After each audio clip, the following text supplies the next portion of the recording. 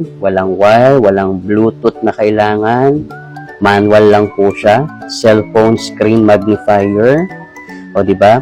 Alam ko yung mga Janakis mo, naghihirit ng tablet yan. Pero sa hirap ng buhay ngayon, ako po, kailangan yung budget natin, ilaan muna natin sa mas makabuluhang bagay. Pagkain, renta, tubig, kuryente, naku po.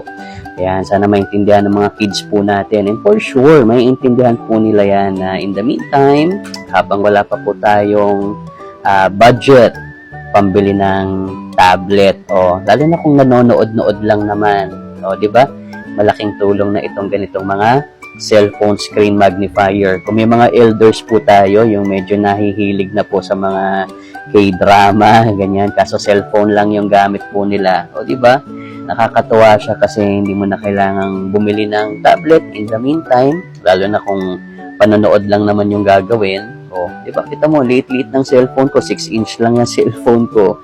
Pero kapag ka nilagay mo na dito sa screen magnifier natin, o, hindi kailangan ng battery, hindi kailangan ng charge.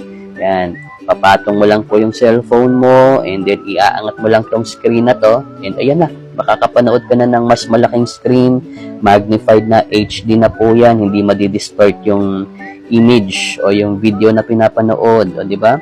Mas pinalaki niya po yung screen. Kaya naman sa mga medyo wala pang pambili ng budget, pangbili ng bagong tab o temporary, ito muna gamitin natin, pansamantagal, itong ating cellphone screen magnifier.